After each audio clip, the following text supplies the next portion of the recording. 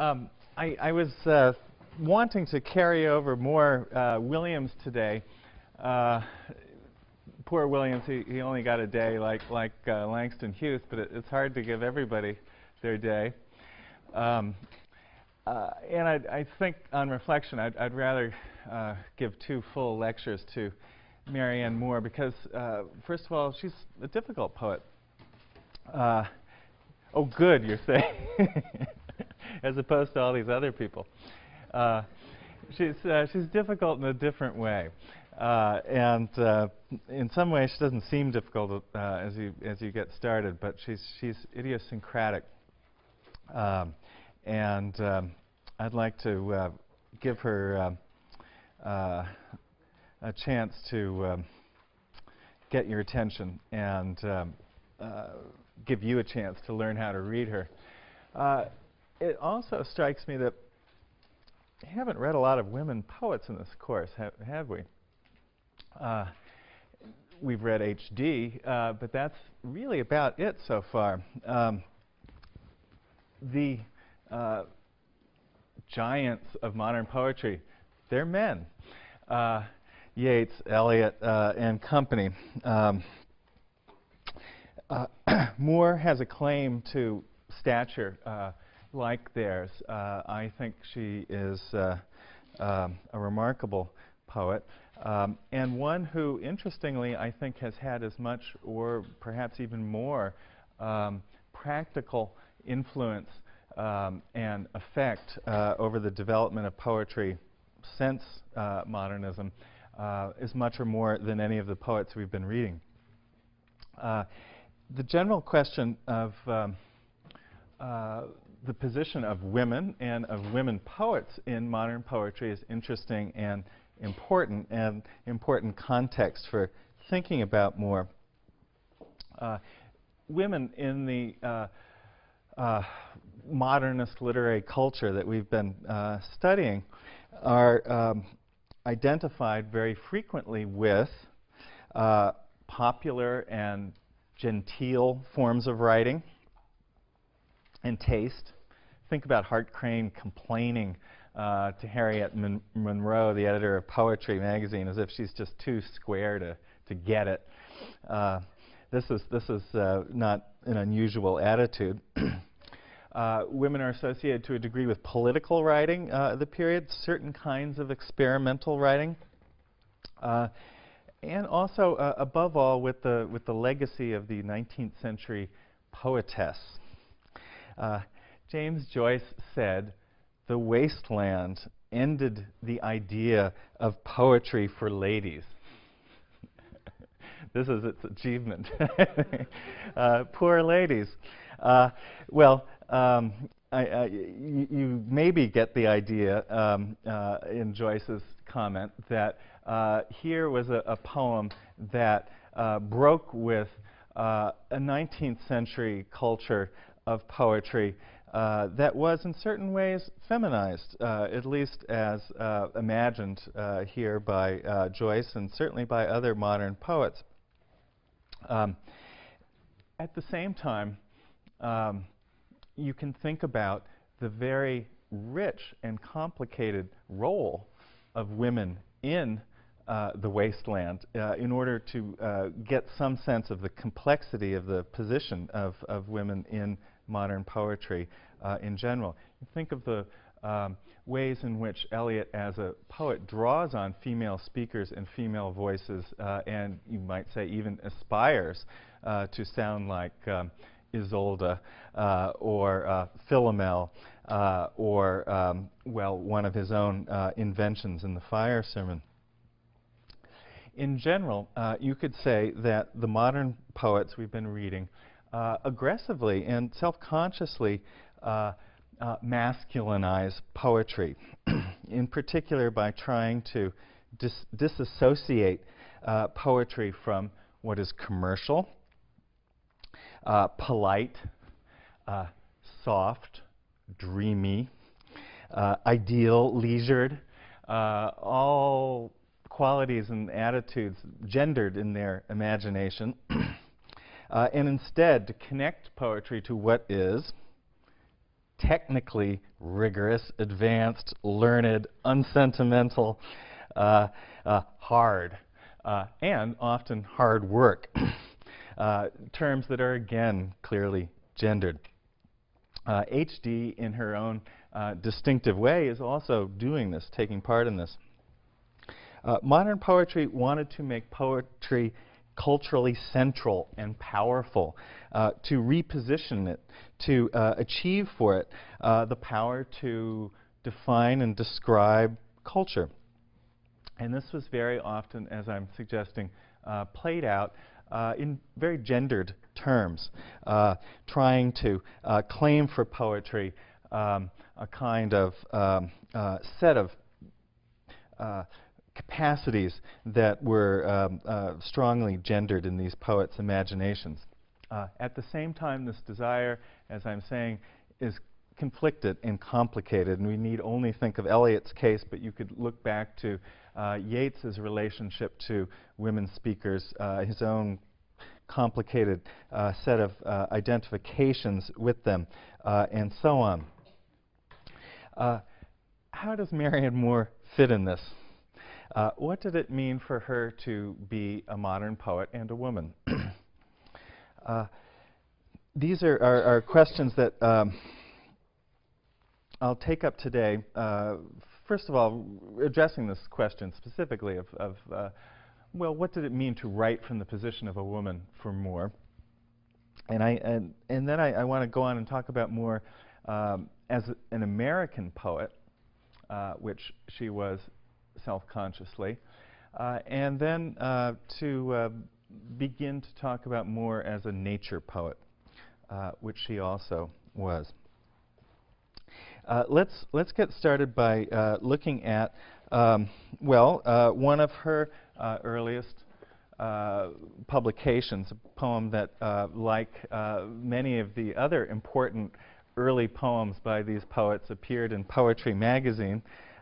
This time, I think in 1919, I'm not sure, I'll check the date.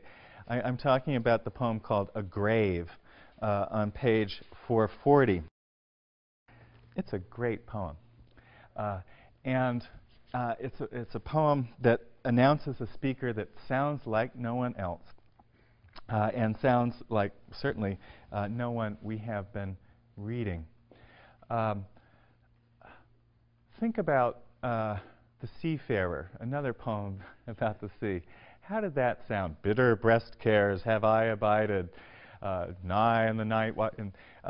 You remember Pound's sonorous and even perhaps ponderous, heroic Anglo-Saxon alliterative meter, which I talked about as, in Pound's case, a deliberate and interesting evasion of iambic pentameter norms, blank verse as a kind of model for heroic speech. Well, so is this, but it sounds nothing like that. It's on the other end of the spectrum, right? It sounds like what? Prose, in certain ways. A remarkable, elevated prose. But prose that uses words like consciousness or volition. However. When was the last time you saw a poem that said however? It really announces a speaker who is using a kind of expository language. There are Latinate words. There's obviously no meter and rhyme.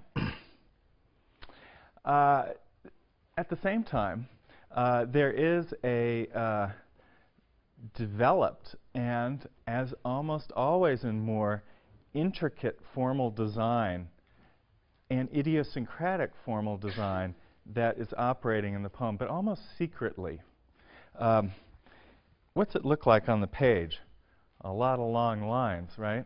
A lot of long lines, some of which run over. Well, this, like other Moore poems, is a poem structured around counting syllables per line, and counting, in fact, number of lines. This is not a kind of formal organization that you hear and it's even difficult to see. But it's an operative one for her, and it's one of the ways in which she organizes her verse. It's as if, Moore has, in some sense, set up her own rules, clung to them, and kept them secret. She doesn't always keep them secret. Sometimes they're quite conspicuous and even flashy in certain poems and their designs. But here, it's quite inconspicuous. What you have is a poem that is made up of two 11-line groups,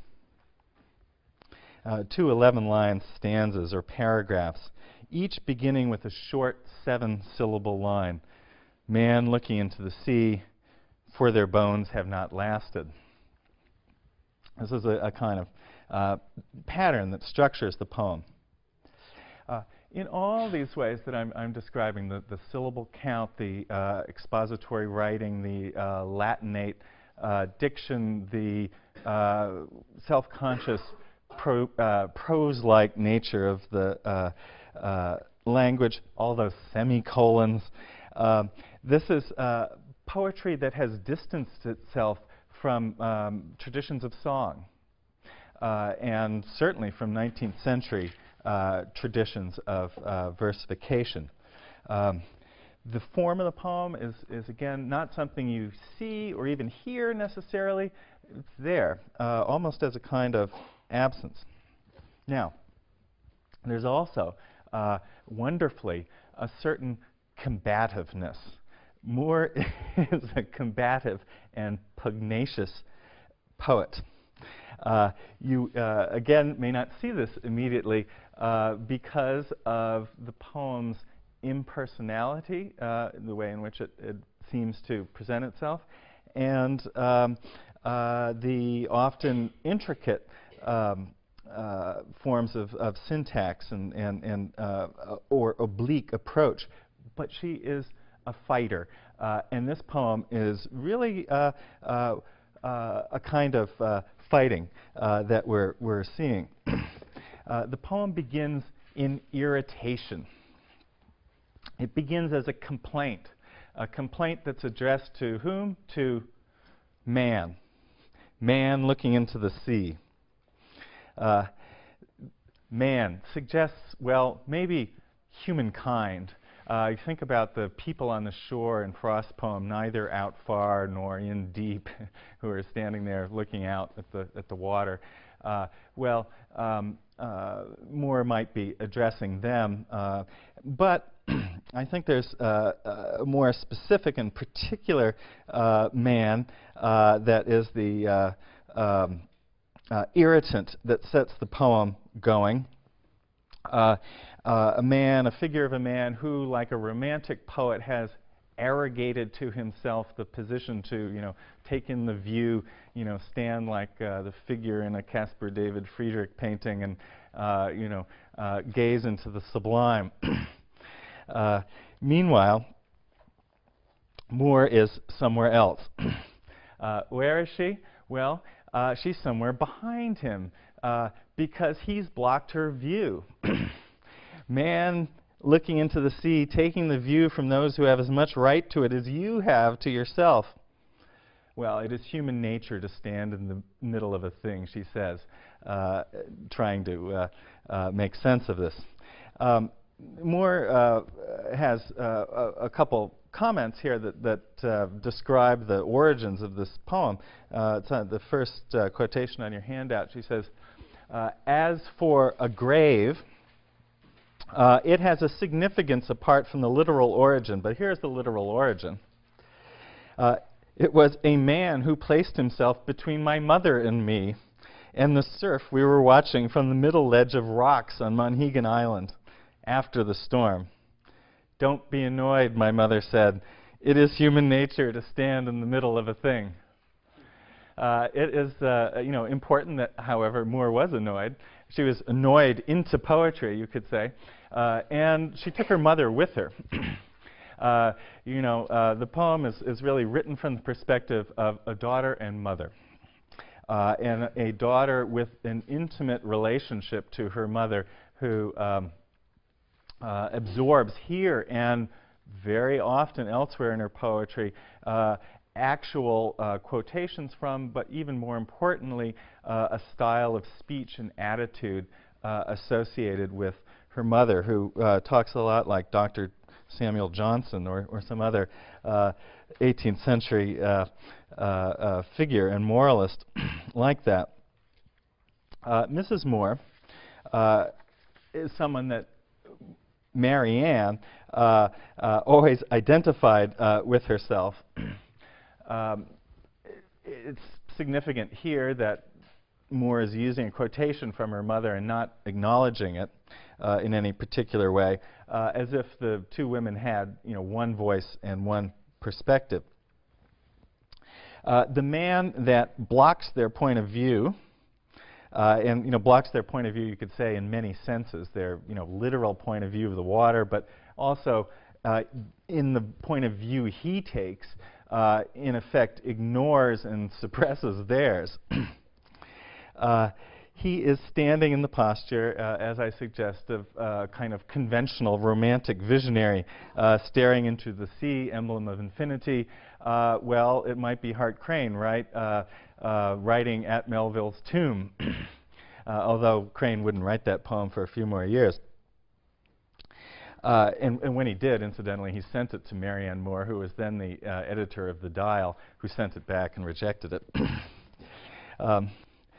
Moore's poem is, in fact, as I suggested, an early poem of hers and an early act of self-definition that's quite important in both the impersonality of the point of view and yet the insistent individuality of that point of view.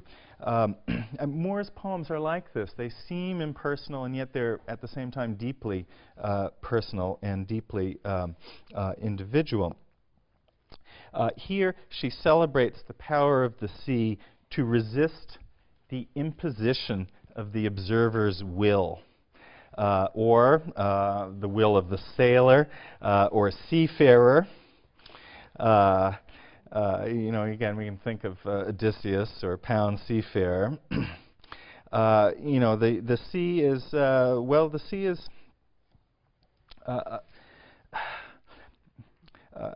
the sea is a collector, quick to return a rapacious look, i.e., if you want to take possession of the sea in some way, well, don't think you can do that, because this is a grander force than you, and it will take you up and drown you, which is what the poem goes on to describe. The sea has here the force that it does in other great poems by Moore, like The Fish or Sojourn in the Whale. It seems to stand for death. It is a grave. It is a grave in which you could say a certain idea of romantic, and I think specifically male subjectivity, is overcome and buried, shown its limits. In this poem, the human,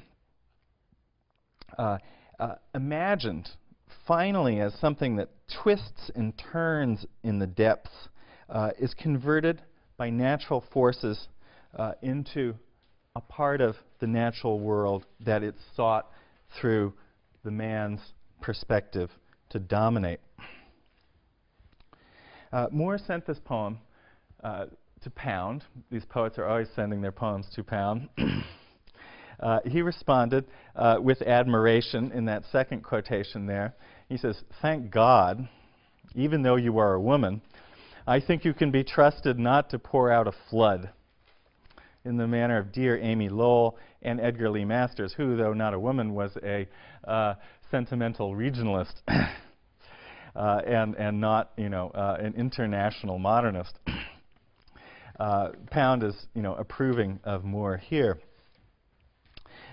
He approves that she does not gush, she does not emote.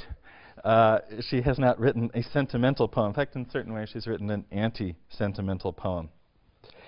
I think it's important that Moore's rhetorical choices have prevented her from doing so, that the poem has the kind of formal self-discipline it does. Again, these are aspects of restraint in the poetry. Moore is dry in all respects. At the same time, these are modernist values, values that Pound would describe in his Imagist Manifesto and elsewhere. At the same time, Moore gets her dryness not by disavowing femininity or suppressing it or attacking it as one of her peers might have. She does it rather specifically in this act of challenging man. Let me look with you at the letter that Moore wrote to Pound in response that acts as a kind of now letter of introduction. And it has a lot of interesting things in it, and it's probably a good introduction to who she is for us, too. She says, I was born in 1887 and brought up in the home of my grandfather, a clergyman of the Presbyterian Church. She comes from a Christian and God-fearing home. I am Irish by descent. That's part of where some of the combativeness comes from. Possibly Scotch also, but purely Celtic. Was graduated from Bryn Mawr, where she knew and befriended H.D. Taught shorthand, typewriting. She's worked for a living. In 1916, my mother, Mary Warner Moore, and I left home in Carlisle to be with her brother, a chaplain of the battleship Rhode Island. There's a lot of Christianity in the family. She says, and then she's living with her mother in New York, and indeed she would spend the rest of her life living with her mother in New York, in Greenwich Village and in Brooklyn, in a small apartment. Contrary to your impression, I am altogether blonde and have red hair. Pound had asked whether she was Ethiopian after he read the poem Black Earth. Read Black Earth and decide whether Marianne Moore is an Ethiopian. This is important. She says, any verse that I have written has been an arrangement of stanzas, each stanza being an exact duplicate of every other stanza. This is not always true, but she claims it is. I have occasionally been at pains to make an arrangement of lines and rhymes that I like repeat itself. But the form of the original stanza of anything I have written has been a matter of expediency, hit upon as being approximately suitable to the subject matter. The resemblance of my progress to your beginnings is an accident. I wasn't influenced by you, Pound, when I started writing syllabic verse, because Pound had experimented with this himself. There's a couple ideas here that are important.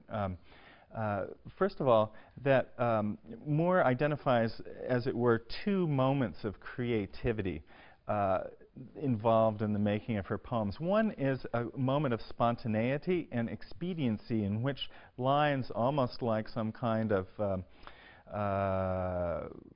channeled speech, arrive in a certain form. And then she makes that form, in its contingency and accidentalness, repeat itself. She goes on and, in other words, what came by chance, she repeats through will, through discipline. This is significant.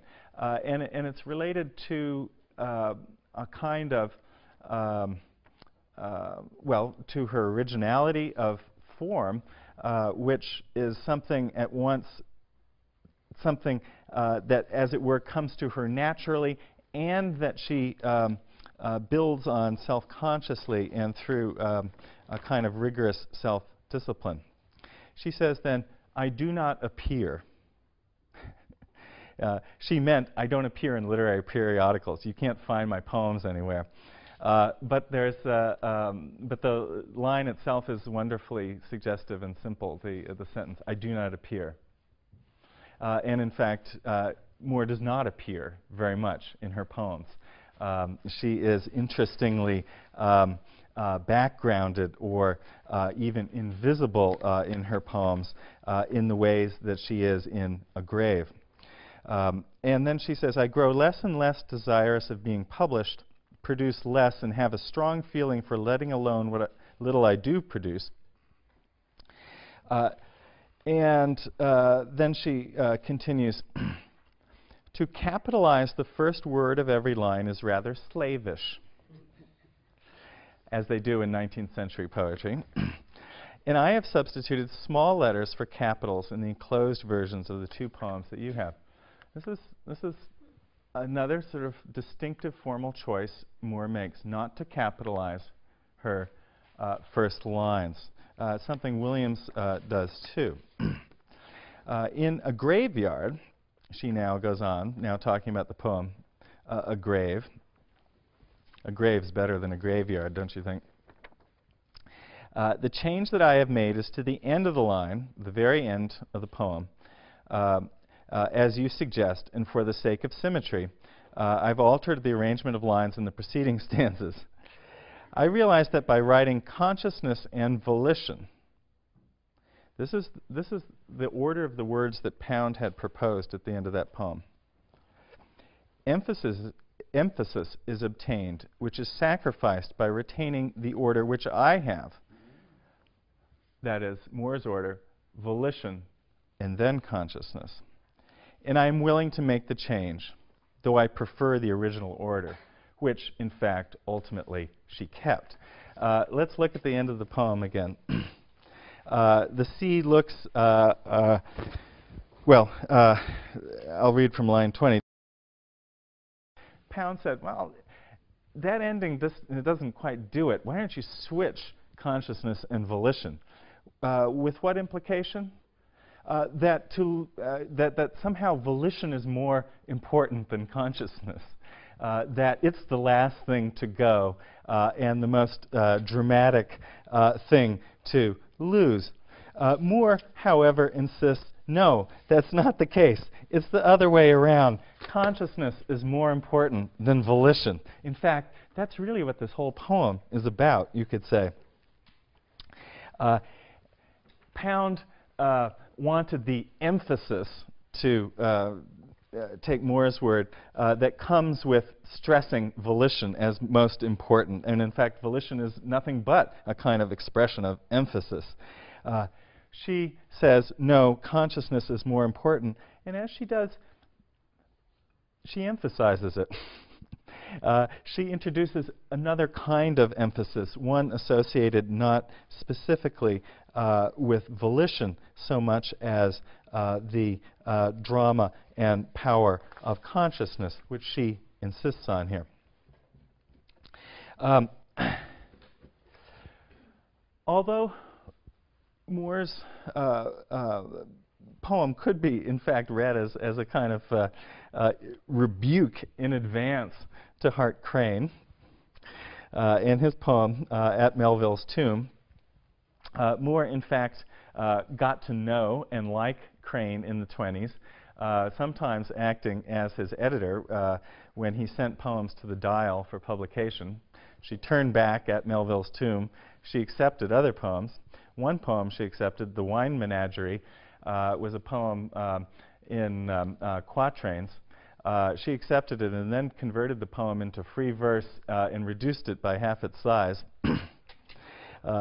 Crane accepted it, accepted this publication along with $10, which he needed. But both Crane and Moore, like Williams, were, I think, self-consciously American poets, and their Americanness is important to how they define themselves as modern poets. And there is really in all of them a certain kind of combative cultural nationalism, which has aesthetic and ethical implications. As an example, let's turn a page back and look at the poem England. Okay. The poem begins here as a series of national caricatures.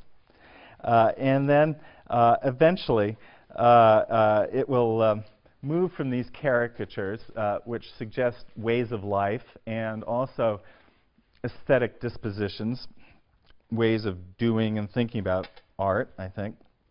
She'll move from that to talk about America and what is American. And this is, you could say, her real subject here. And then she will go on and describe America. She will go on and contrast everything that she has just caricatured in a polite but essentially negative way in each of those cases with the American, and specifically with American speech and American English.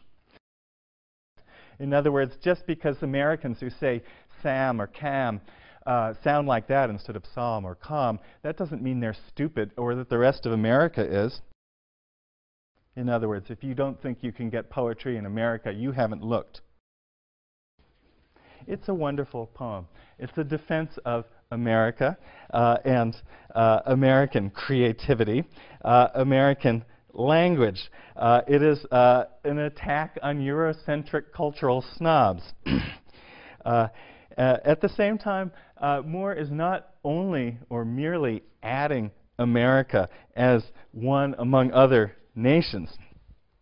Rather, America is the locality where this principle of hers is honored. A place that incorporates many other places, many other cultures, many other ways of feeling and thinking and speaking. This principle, the idea that inspiration has never been confined to one locality, to one place, affirms a kind of art that is not only a matter of high culture, but that is also vernacular, regional, heterogeneous, popular, and includes in it all kinds of materials. And you remember the quotation I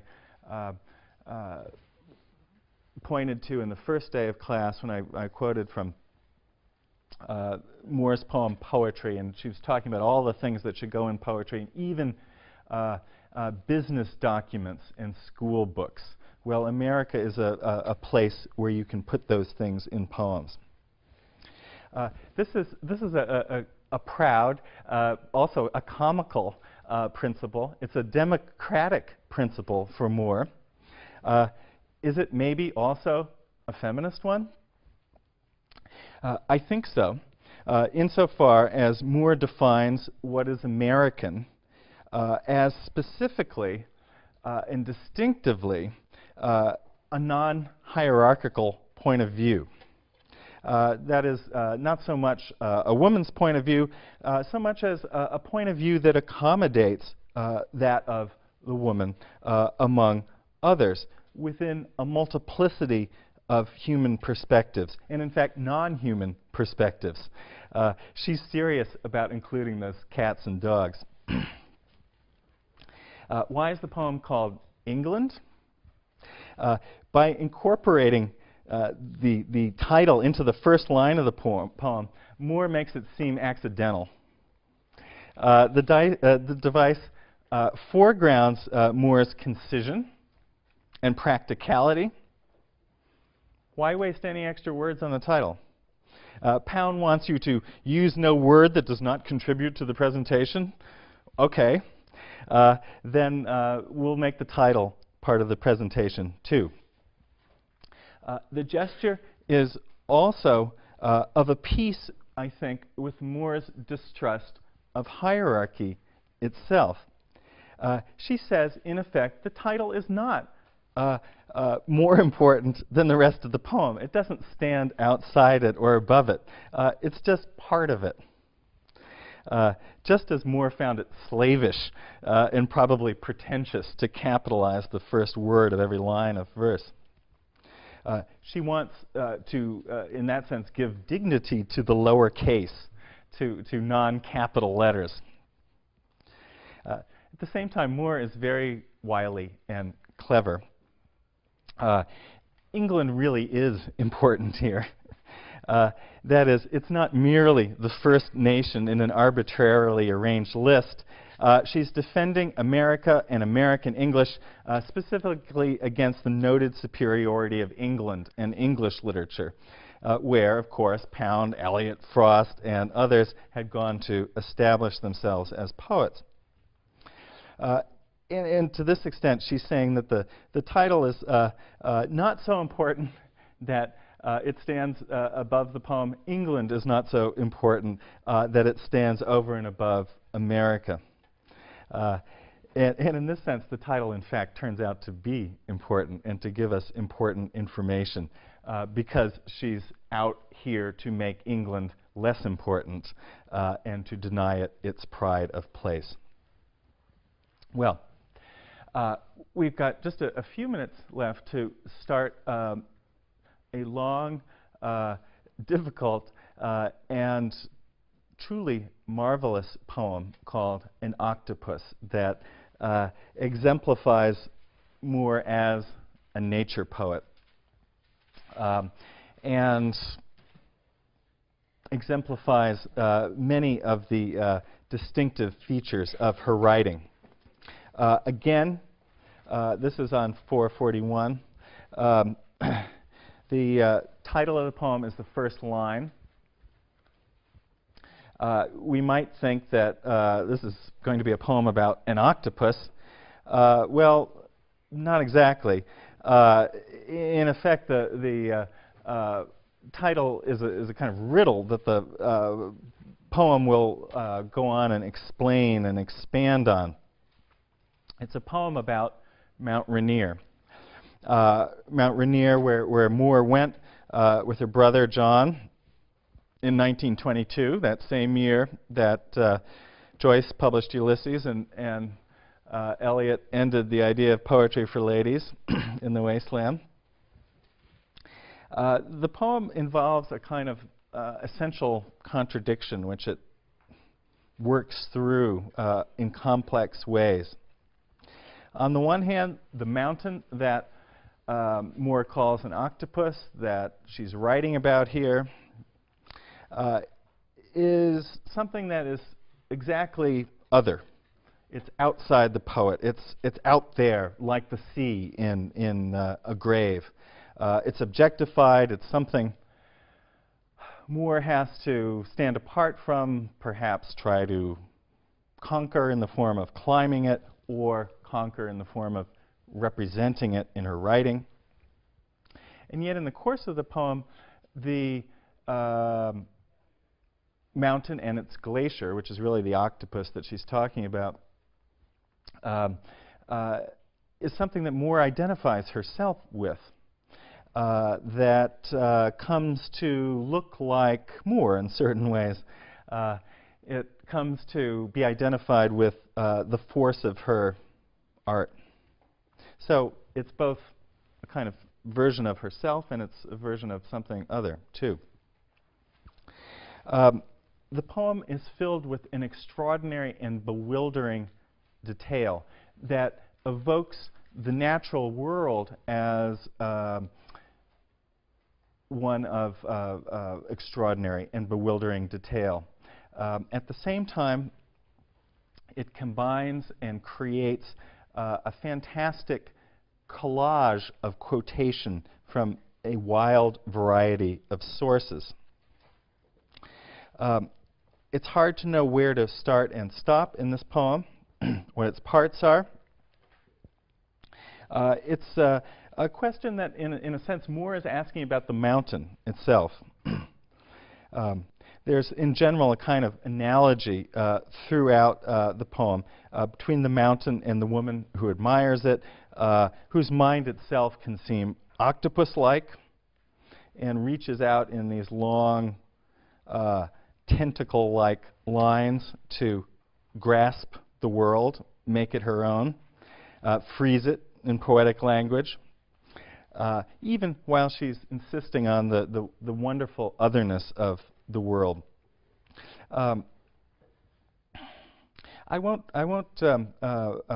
start reading now at the end of class, but let me say a couple of further things about the poem and ask you to reread it and to, knowing that it's hard, reread it more than once, and maybe not continuously. It's a very hard poem to read continuously. Be sure to read the last paragraph of it carefully that begins on 444. Let me say something before we stop about quotation. You remember that the sea in a grave mocked the rapacious collector. Moore herself was a great collector. She collected, among other things, quotations. She engrosses them. She gathers them to her. She masters her reading. She brings them into this poem in, as I say, a kind of collage. It gives the poem a kind of, well, a very strange polyvocality. There's many, many voices here. Think of the wasteland. Well, Moore rivals it in this poem. Many voices that, again, democratically allow for, you could say, multiple perspectives, multiple kinds of material. Unlike the wasteland, Moore is not quoting only high art sources by and large. Well, Eliot has his popular culture too, but we know that it's pretty much a high culture poem. Well, Moore is making her poem out of magazines, out of a pamphlet from the National Parks portfolio, through her reading in Ruskin and many other sources. And it treats those various texts, you could say, non-hierarchically, without a kind of regard to generic valuations. She doesn't play off high and low as Eliot does in a game of chess, for example. It makes the sources of poetic language and of poetry continuous with ordinary life, her activities of reading, and at the same time, it makes Moore's inspiration deeply personal, because who else but Marianne Moore would have read all this stuff, or just these things? Like Pound, a kind of visionary scholar who found his muse in a translated Homer, Moore, knowing that literary inspiration is not confined to any locality, finds it all over the place in her reading.